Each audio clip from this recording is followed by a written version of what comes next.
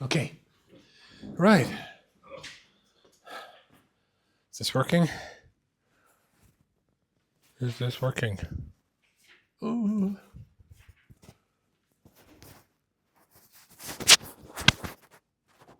I think it's working. Yes. Now it's working. It went blue. Right. So here we are in Tetzave Kal Chassidim. Thanks to Kal Chassidim for hosting us and for the minyan for promoting the shir. The shir should contribute for Fruish Lema to Binyamin Zayd Ben Yafa Henayinta and also to Rochel Levana Bas Shirley.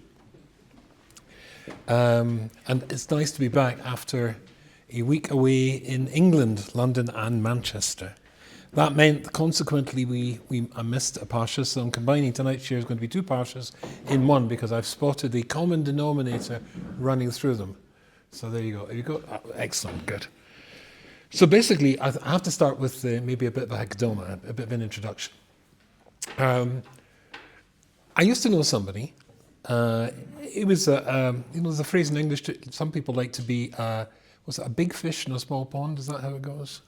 A big fish. There was a town I knew, and there was a fellow who was a big fish in a small town. And this fellow, he wasn't a nice man. He was a very powerful man. He was a wealthy man. And he basically ran the whole Kehillah. And it was interesting that one of his things was that he was the head of the Chevra Kadisha. Now Rashi says that if you want to do a mitzvah which is L'Shem Shemaim, then the mitzvah you'll find is L'Shem Shemaim is the mitzvah that you do with a dead person. If you've ever done Shmira with a dead person, the first time I did this, nobody warned me that dead bodies make noises. As gases escape, then they make noises. I was sitting as a young bocher next to a corpse, sheet over it, and suddenly from its mouth came a so there were nearly two corpses there that night as I grabbed my chest. So anyway, but Rashi says that what's famously Yaakov says to Yosef, do with me chesed shel emes and don't bury me in Mitzrayim. Rashi says that the chesed shel emes is the chesed you do with a mace. But I'd like you to be, maybe I've asked you to do this before, I'd like you to be cynical. Be more cynical than Rashi, all right? Is it really that the mitzvah you do with a dead body is, as it were, L'Shem Shemaim? Because you get nothing back. The corpse is not going to sit up in the middle of the night, thankfully. Oh, this is so nice of you to stay with me overnight. I think in my trousers over there in the seat you'll find my checkbook. If you can just bring that and a pen, I'll write you a check. That's not going to happen. But could you be cynical? More cynical than Rashi? That's right, the dead person is not going to give you anything but, well, maybe his family are. And this person I was telling you about wasn't such a nice person. We were once at a cocktail party, and somebody came up to him and said, let's call him Harold. Harold, that mitzvah you do with the Chevra Kadisha, it's a wonderful, wonderful mitzvah.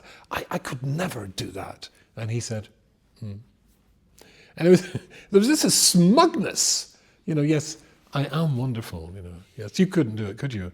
You serf. But I do it because I'm wonderful. This guy had an ego the size of Tel Aviv. And so you could be cynical because you could say, first of all, okay, the corpse is not going to give you anything, but his family might. And on top of that, there is the possibility, if there's the possibility that maybe one day you're a businessman and let's say that he's got a son who's a businessman, maybe you put in a pitch, maybe you put in an offer to do it for a contract, which was a little bit more than the competitor, but you looked after my father that night, then maybe you'll get business out of it. And then there's the kudos, right? Wow, Chevra Kadisha. Of course, the Chevra Kadisha themselves spend a lot of time trying to keep it as quiet what they do in their holy work. But you could be, and of course, at the end of the day, you're getting a mitzvah, you're getting a reward in Shemaim for this. So where is there a possibility of a mitzvah which is L'Shem Shemaim? So the answer is there's not. Rabbi Desta has a whole arichos on this. Nobody ever escapes from the shadow of the guf. Your I, your sense of I, your sense of ego, your sense of me, and what you need for me and want for me, it never escapes anybody. So therefore, don't worry too much. Because the Gemara famously says, we all know this Gemara, La'olam ya'asa odem mitzvah mitzvah afilu shalol lishma, shemitah shalol lishma bo lishma. It always, la'olam, the absolute standing principle is that we start off doing things insincerely, maybe indeed to get the kudos, maybe indeed for the business that might come from the fact you're a Chevra Kadisha man. But from that you graduate to actually real L'Shem Shemaim. Think of a kid learning to play the violin. Normally kids who become real violinists because their parents are musical and they played the violin or the piano or something. Because no kid wants to, at the end of the school day, instead of kicking a football with his friends outside, wants to have to go and do scales for 1 hour every day in order to be prepared for your lesson at the end of the week. But there comes a point when the kid no longer has to be forced to do the scales every day or go to the music lesson. What point is that, do you think? When he enjoys it, when it becomes good. When he becomes good, and when he becomes good, then he's automatically, he wants to do it, because he wants to become better. So that idea, you start off from insincere motivation, but those insincere motivations can drive you to a stage where it's far more sincere. It will be not 100% sincere. How could it be 100% sincere? You're getting a reward in Shemaim. So what? You're not expected to be a malach, you're expected to be a mensch. Let me tell you a story. When I was in Manchester this week, I went with a family member of mine who has had a wonderful refuah shalema. He has brain cancer. He's been fighting it for 10 years. Just a few months ago, it came back, and they all thought this was the end of the Parsha. And this fellow already has been told by his specialist, his lady, the specialist oncologist who's been fighting this with him for 10 years, said to him, in a previous thing when they thought he was dead, I don't understand your cancer. It just doesn't behave the way it should be. I mean, statistically, he should have been dead a long time ago.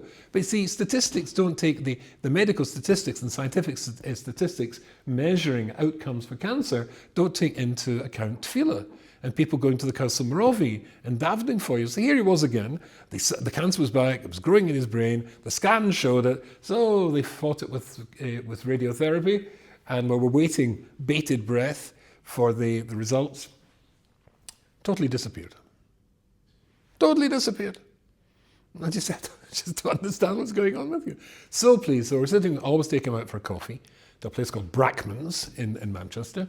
So we're sitting there having a donut. I like donuts. Well, English donuts. None of these Israeli ones. So basically we're having a coffee. And at 45 minutes before I had to go and see a shiur, and I suddenly chapped. I said, I could be going to the kever of the Manchester Rosh Hashiva. I said to him, would you like to come to me? I'm going to the kever of the Rosh Hashiva. Would you like to come with me? He said, yes. I've never been. I can't believe a Manchester Jew with cancer had never been. He said, I always wanted to go. I don't know how this happened historically. So we went together, we davened there. It's a place where people go from all over the world to daven, and it's extremely efficacious. I've never heard of anybody who went to daven there that whatever they were asking for wasn't, answered. Anyway, I remember the day before the Manchester Rosh, if I remember correctly, the day before the Manchester Rosh passed away, there was a bris chair here. There was a bris, and I saw him at the bris. Now, those two Mancunians here, he was a very small gentleman. And so he called me over at the beginning of the bris. I said, Yudiyaina. So I went over and I said, yes, Rosh Hashiva. He said, my bracha. So I'd gone to either for a bracha or an eitz. I can't remember which one it was. I think it was a bracha. Did my bracha work? And I said, yes, Rosh Hashiva. He said, Yudiyaina. Yudiyaina. You must come and tell me when my bracha works. This is astonishing. Now, he was truly a holy man. Now, of course, he continued and really brought to life what the Chofetz Chaim achieved with his Shmiras HaLoshen, because it was going to die out, and he brought out made the whole campaign and Shmiras HaLoshen Hayomi and a calendar and all that sort of stuff. In fact, he wanted buried with him one of the little calendars they had printed of the people learning Shmiras HaLoshen. He said, this is my passport to Olam Haba, which is very nice. But it's very interesting. I mean, if you ever dabbled with them, and at least two, Mancunians here, I probably have, he went through an entire, but like those little those handkerchiefs over there, an entire packet of Kleenex every time he davened Shemona Esrei. Every time he davened Shemona Esrei, crying his eyes out for people who came to him from all over the world because they're a sick child, or they're sick themselves, or the wife's sick, or the husband's sick, they're financially in trouble, or whatever it was. Unbelievable. And yet, somebody who was on a Madriga, the Divrei Yoel, the Satmar Rebbe said he only has 2 Hasidim. Rebbe Itzchak, if I remember rightly, in Antwerp, and the Manchester Rosh Hashiva. This would probably upset a lot of Satmar Hasidim. But it was the Satmar Rebbe who said it. And here we got a man who's truly a holy man, and generally accepted as being a holy man, and still he said, Yehudi Yonah, you have to come and tell me if my bracha works. He needed the chizuk. Even he needed to feel that his sense of I've done something. So the sense of I never goes away, right? And the sense of I never goes away, and it's naive to try and assume that you're going to reach a madriga where it's not going to be still evident. Shine. We went together. Did we? We went together. Do you remember? No. When was that? The whole business with a certain family. Oh, did we? Uh-huh. Well, we're all pals. We were involved in several. He's involved in much more than me. They were involved in a couple of projects there. I've forgotten that one. Okay, fine. Okay, Bekitzer. Now we come to Parshas Teruma. So again, I want to be the best Jew that I can be and closest to Hashem as I can be, but don't think that's going to be that I'm not I anymore. I'm not going to feel a feeling of geschmack if I give a good shear. A feeling of satisfaction. Can't remember the outcome of that, but it was the family in trouble, and we are intervening to try and bring out a positive outcome, and it has a positive outcome. You've got to feel good about yourself. Don't feel guilty about that, because it's a stage that you need to get to the next stage. Okay, Parsha's turn. Now you've got the sheets. I didn't bring a sheet for myself. Don't worry. Oh, thank you. Okay, because the Amos, they're all. This is me making all bold. I'm trying to make it correspond. It's slightly different to my Al-Shaq here. However, let's just remind ourselves what it says at the beginning of Parsha's Teruma. Now, Teruma and Tetzave, as I'm going to try and get both in tonight, if I don't make a mess of things. So it says, V'dav Hashem Moshe Limor. This is Parsha's Teruma. You've also got a chumash there. You can see. V'dav Hashem Moshe Limor. Daber el bnei Yisrael. Speak to Bnei Yisrael. V'yichu li Teruma me'is kol ish asher yidvena liboy. Tikkul estremasi. For anybody whose heart is willing, then they will take my Teruma. So the Alsh's got a whole load of questions here. But and if you look at question 1 here, on Medaber Bnei Yisrael v'yichu, and they will take Teruma. Ki im kol Bnei Yisrael loichim, and there's a mitzvah. Hashem says to Moshe, tell them v'yichu. Who? Tell who? The Jews. Which Jews? All the Jews. V'yichu li Teruma.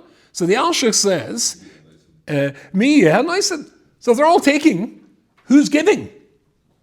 V'yichu li Teruma. It's such a clever question. But a nice smile in his face, because the Alshach got a really, really good sense of humor. And I said, and they should give to me. Okay, so there's 5 questions there. That's the only one I want to stell on, to focus on. And he says the following thing. The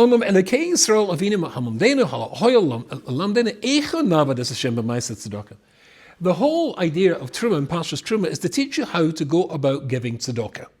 Now, all of us are involved, I know, in giving tzedakah. And this week, and last 2 weeks, I've been involved in getting $5,000 and £3,604 raising those funds.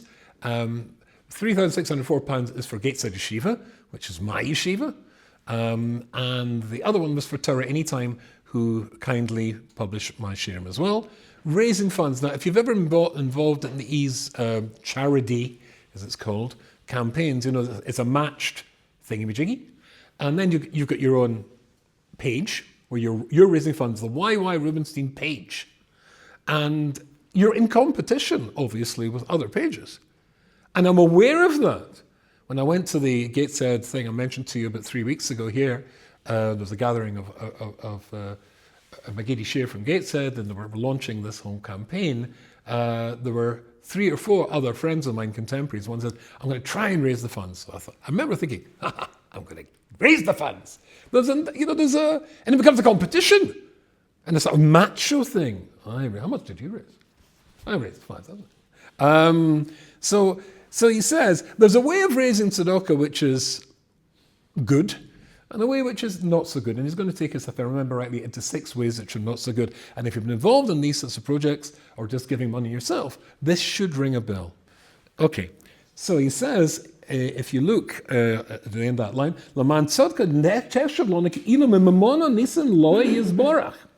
so that it will be considered as though it's your money. So the whole thing is a bit of a joke. What do you mean that you're going to give Teruma? From what?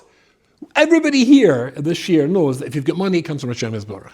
Everybody here this year knows if there's going to be a military conflict, Rahman al-Islam, and Klal Yisrael wins, that we know Ish Malcham Hashem Shema, it's because of Hashem. If you've got health, that comes from everything comes from Hashem. So how can you give anything to Hashem? The whole thing seems ridiculous. If you go about doing it the right way, if you see it as though it is Hashem's money which you're using for tzedakah, then Hashem will look upon it as though it's your money indeed. You can start to say, it's my money. I gave it to you. He doesn't. Oh, it's your money. And you're giving some of it to me? Fine. And you know what? I'll give it back to you as well. So he says, so that before you give it to the Gizbar, if you go about it the right way, it'll be as though you're koina it from Hashem Yisborach, Mishalon and Nos and Loi, and it's as though it's ours, and you're going to give it. And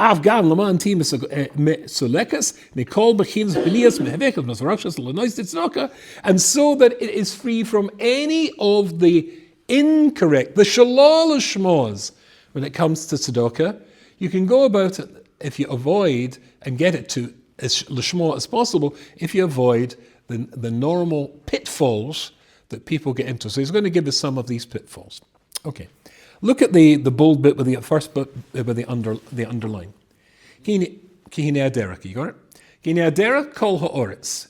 So it's a very, very common thing when beznadiv am la'asis tzedakah la'achas mitzvah Hashem asher tisenu gis asa rosh am yachad kadoshim asher ba'oretz. What happens if there's a big campaign, which is just exactly what I mentioned before in the Gate said. You got all the Rosh Yeshiva arrive, and all the Talmidim come.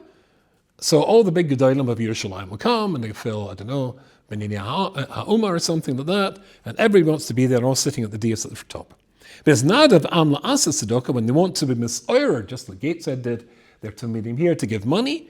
La'achas mitzvah Hashem asher ta'asenu ki yasosog rosh am yachad kadoshim. The big tzaddikim are sitting at the top table. Asher ba'oretz v'himam ba'adirim v'akilu. It's called am, and all come oretz. All the ordinary people come along. B'yachad lova agedudi nadivi amim. And then the rich people, the well-known rich people, the great Bali tzedakah, and the great leaders of the communities, various communities, come together. And they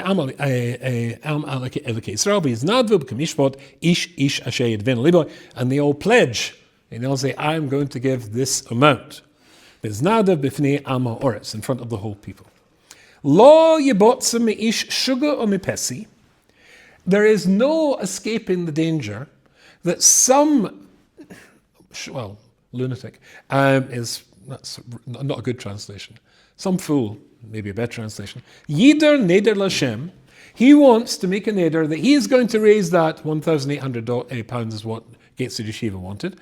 Yider neder Lashem. V'atzar loy biznadvu v'ya'atzar al liba ki yitin bekiz einav v'yidag al dai musra yiyag be'einav kegiz barakov elov mekamoikas oimim.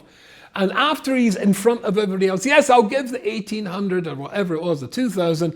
Just as soon as the words go through, he's made a neder effectively. And what? He regrets it like crazy. Oh, I'm getting 1,800. What do I need 1,800 for? And he's tearing himself to shreds over his philanthropy, which is not very philanthropically motivated after all. So he says, that's obvious. You could get carried away with the atmosphere and pledge but not mean it. There are other people who are not as bad as that, but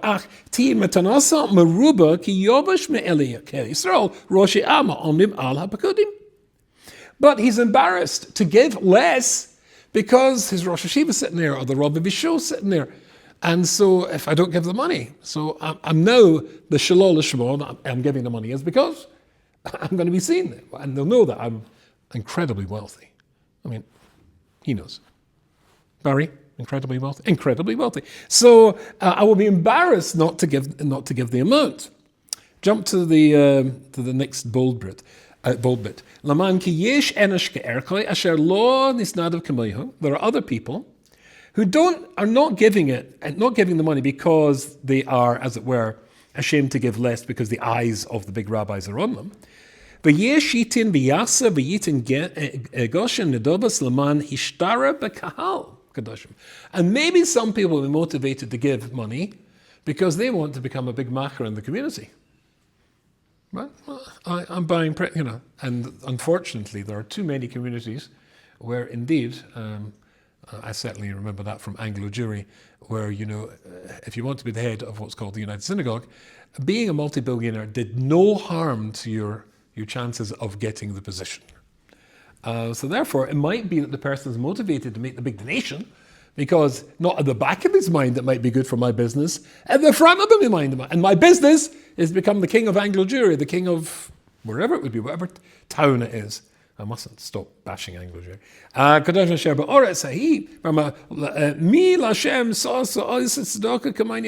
Who is so generous and who is so rich and able to do it?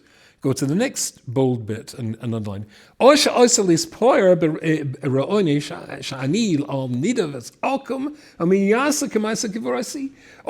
to create a good impression.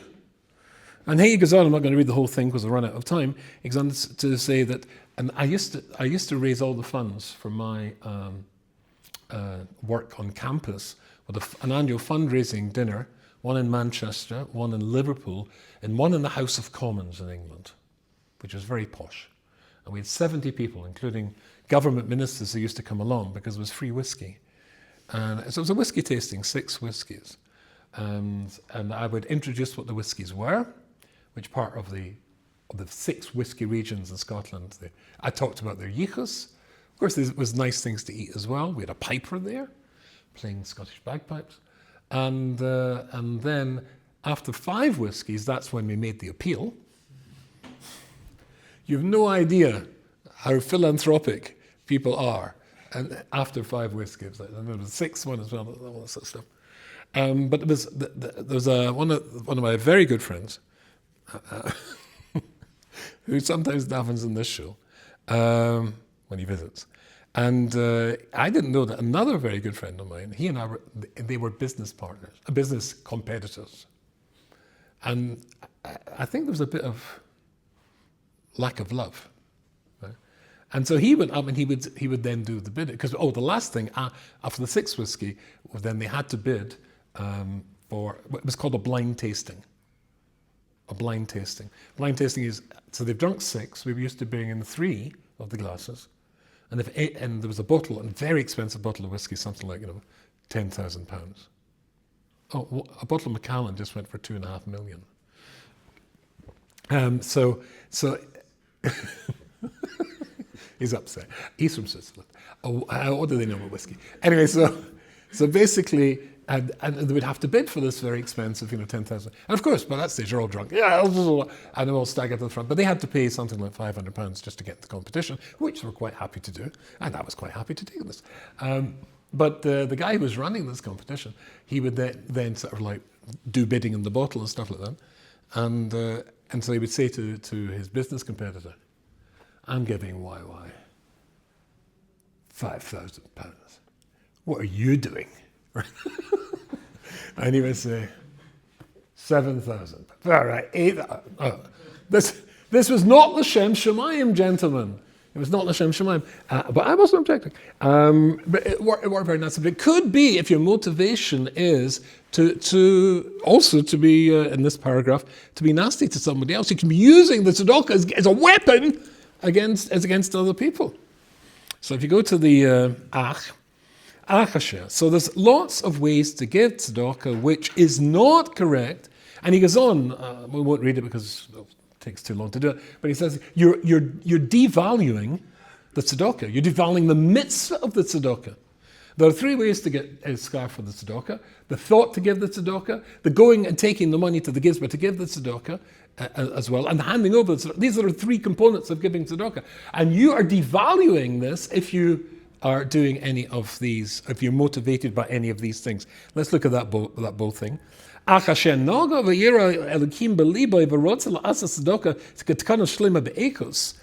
if you want to give tzedakah, again, there's a big meeting, everybody's invited to go, there's some big thing, gates of yeshiva, Torah anytime, Sirikal Chasidim, whatever it is, and we're all going there. If you want to get it right, and if you want to make sure that your giving is free from any of the motivations Hashem hates, do this before you set foot over your doorstep to leave your house. Sit down. Before,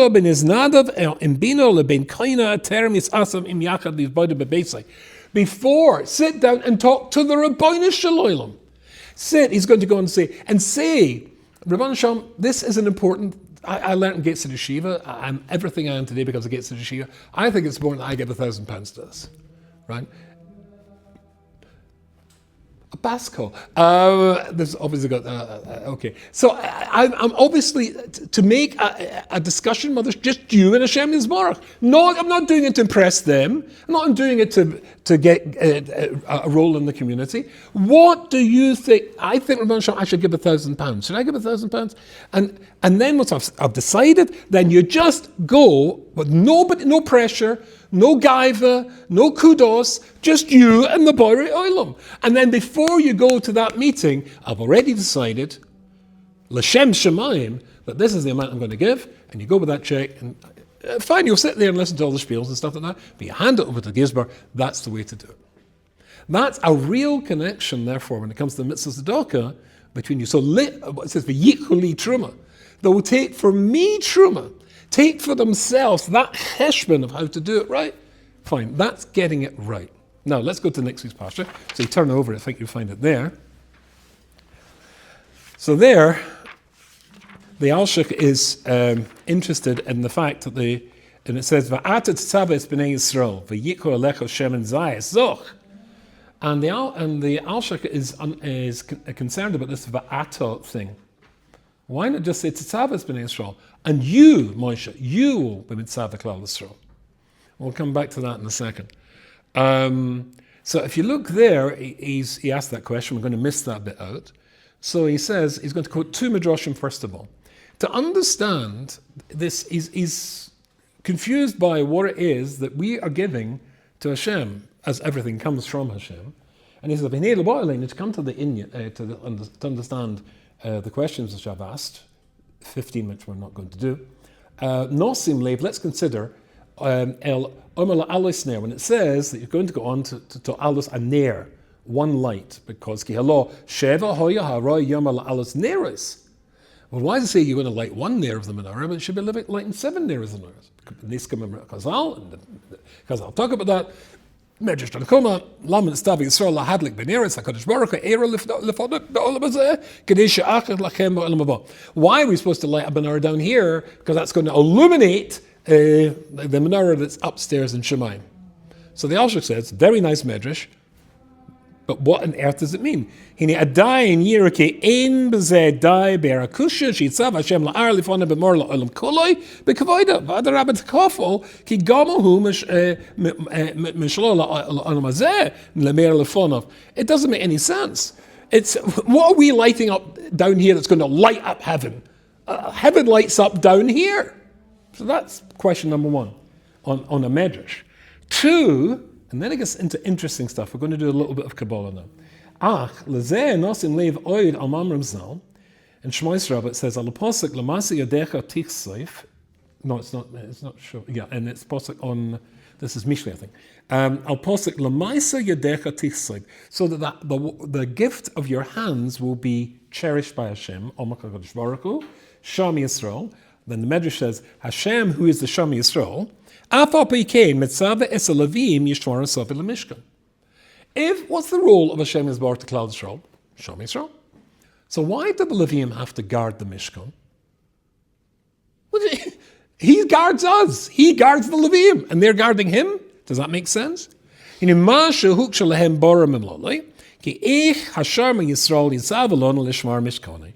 could the Shama Yisrael command us to guard his Mishkan?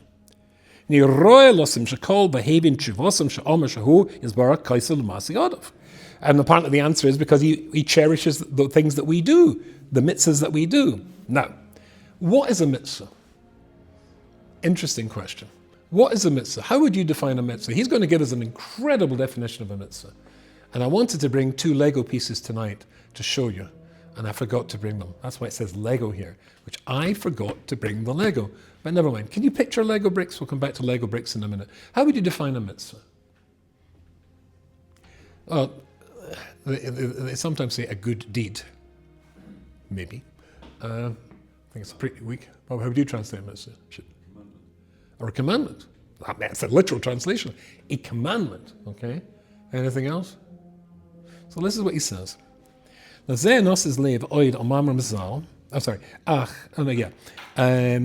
it says from Rabbah, unless we did that, sorry. Yeah. After.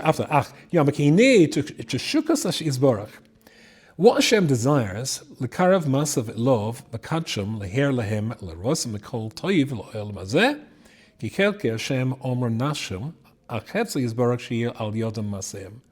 Hashem wants us to get the reward of, sorry, I said Olam Haba. He wants us to get the reward in Olam Haba, but he wants us to get the Olam Haba through the work that we've done down here. In other words, through us using Bechira. We've got this idea of Nemat Ksufa. If you get it for nothing, they don't feel good about it. He wants us to feel good about getting to Olam Haba because we've earned it. We've done stuff that we deserve to get it. Okay. So he says, therefore, Al Kein Yitzava Olena Mitzvahs Me'ein Ha'osher Loi Kemelech Hatzorech Lamaisa Avodav.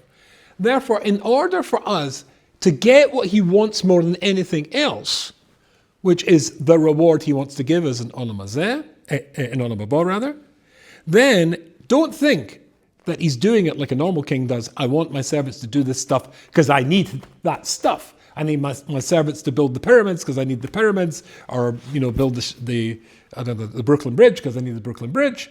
Not at all. It's kind of man-eating law because, of course, what tzedakah, what anything can we give Hashem? Achu ki tariag mitzvahs hin toluyins betariag oiris elyonim. Oh, so now we're going into deep stuff. The mitzvahs. Oh, how many trees were there in Gan Eden? I've asked you that one. 613.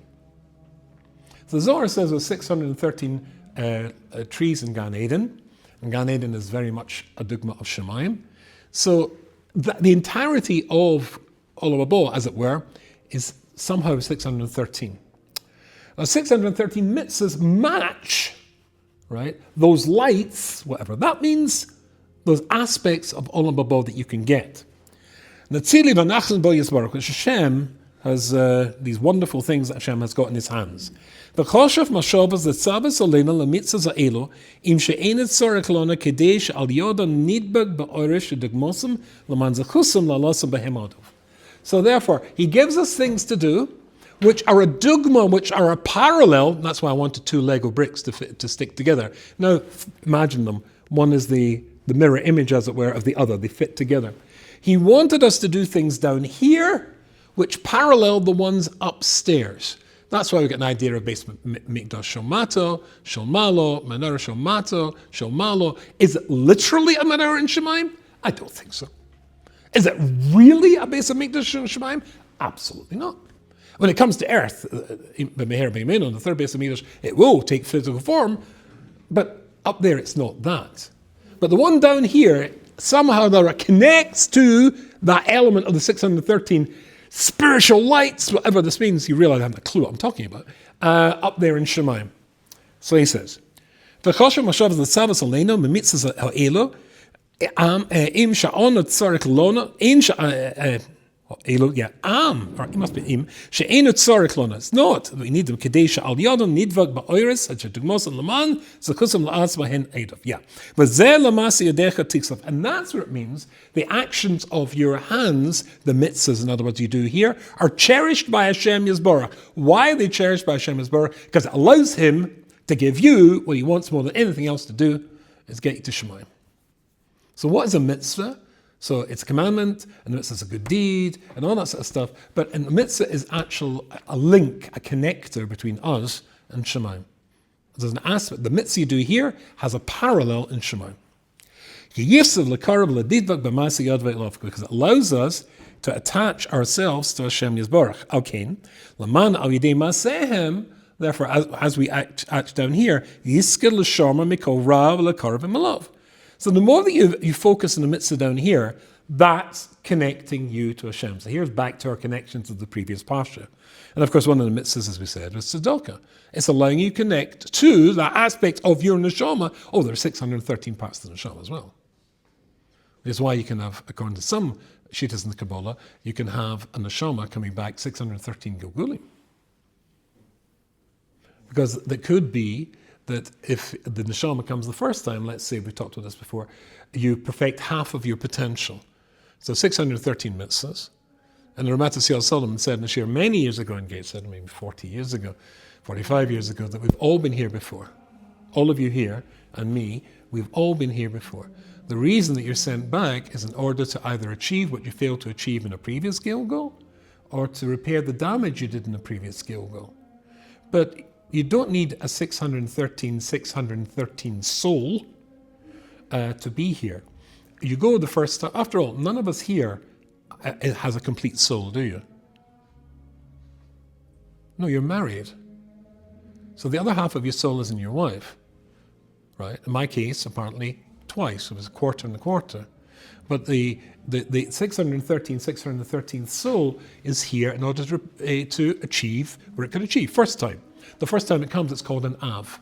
That's why if you daven this in Safad, as we do in this minyan, or in Ashkenaz and Yomim Neroim, when we say, Elokeinu v'Elokeinu Avosenu, ein ono aziponim lomad v'nechad tzadikim anachnu, ava ono v'avosenu katona. We don't have the chutzpah to stand in front of the Almighty and say, we're tzadikim, but we and our fathers were sinners. Now, I've got a friend sitting over here, a chavrisa of mine. We just went to his, a few weeks ago for the outside to his father's kever. I know that he thinks, he's told me many times, he was so blessed to have his father as his father. His father was well known as beloved by everybody in Yom, including me. So now, if you ask him about his father, he'll just tell you wonderful things. But one thing you'll never say, Ava Sena Katona. Rabbanu Shalom, I'm a terrible sinner. My father, he was terrible, he was a total joke. And my Zeder, really bad, right? The first time a soul comes to the world, it's called an Av. That's the 613th soul, or complete soul. I always think of it as a big circle thing. And next time it comes to the world, assume you perfected half of your potential that first Gilgal, then it's a smaller soul, not another circle. So it's a 306.5 soul. So let's say you perfect half of that, right? So therefore, it's now 153.05, a much smaller soul, and it's coming back to perfect itself all the time. It might even be that the soul only has to come back for a day, a cot death. The Holy Soul always say, Rahman is on a Down syndrome child in heaven. They ask, no, I don't want to come back. Okay, so we'll do chesed with you. We're going to come down for a few years. So this is to complete, but that neshama is going to come again after his 6, 7, 8, 10 years that he has to live up? No, so there's the famous story about the Chazon Ish when he sees the father coming into the shul. He's giving a shiur. Of course, shiur Chazon Ish is giving is to people who are Gedolei Adar themselves. And so he sees his father coming in with a Down syndrome child, and he stands up. And they said to him, why he's standing up? Who is he? Maybe he's one of the Lamed Vav Tzadikim. And he said, I'm standing up for the son, not the father. Why? If that soul's been misgalgal into a goof in which it can achieve so little, there's so little that it has to achieve. If there's so little it has to achieve, it's therefore a near perfect soul. And for a near perfect soul, you stand up. In other words, it's going to be mashlim in this Gilgal. There's so little it can do wrong, right? And therefore it can go. But it might be even in dying inside the mother's womb, a stillbirth.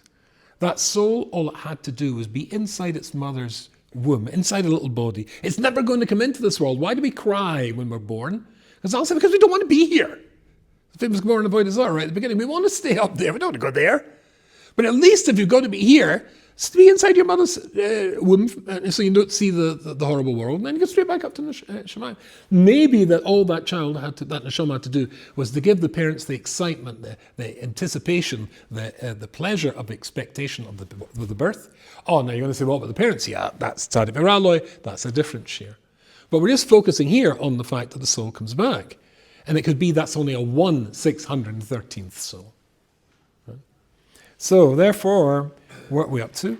So therefore, okay, lamano yidim masem. So because of these mitzvahs that the person does, which are a parallel of that chelik of your neshama, that chelik in Shemayim, then if a person does that, that's the mitzvah that they have to do. Now, we're totally running out of time, so let me tell you the next bit. Why does it say that you have to, Moshe, you, ata tetzave? Why not just say tetzave? So he says, it's in the bottom paragraph, take this when you read it yourself. Moshe Rabbeinu is upset when it comes to the making of the Mishkan. He's got no role. It's Betzalel, Holiov, it's Aaron Cohen, and he was going to be the Cohen, but he's lost that job, etc. And they're going to be building the Mishkan, and I seem to be out on a limb. Hashem says, don't worry, ato tetzave. Everything that's going to be built here, it's all because of you. And we started off the shir by me telling you that the Manchester Rosh Hashiva said to me, Yudiana, did my bracha work?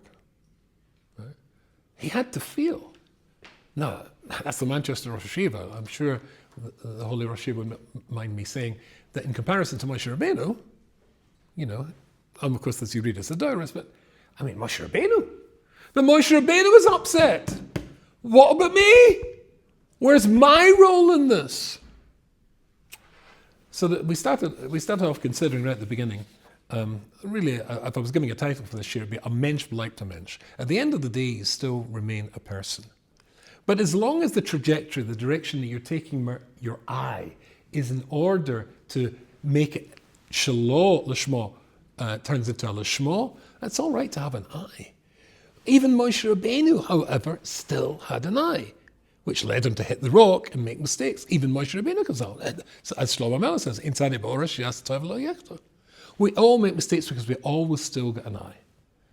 But as long as you know that there are rules, just like when it came to the halachas of giving tzedakah, or the hashkafa of giving tzedakah we learned about before, then in that way you can take those lights up there in heaven that are just waiting for us, or that place in heaven, and absolutely claim justifiably my spot in heaven. I wasn't 100%. All you have to do is be you. If I am I and you are you, don't compare yourself to other people. Compare yourself to you. Was it Reb Nachman of Breslov? I'm not scared when they get upstairs. They're going to say to me, no, Reb Zusha. I'm not scared when they get up the stairs. They're going to say to me, Zusha, why didn't you reach the level of Moshe Rabbeinu? I'm scared they're going to say, why didn't you reach the level of Zusha? That's the way to do it. Good.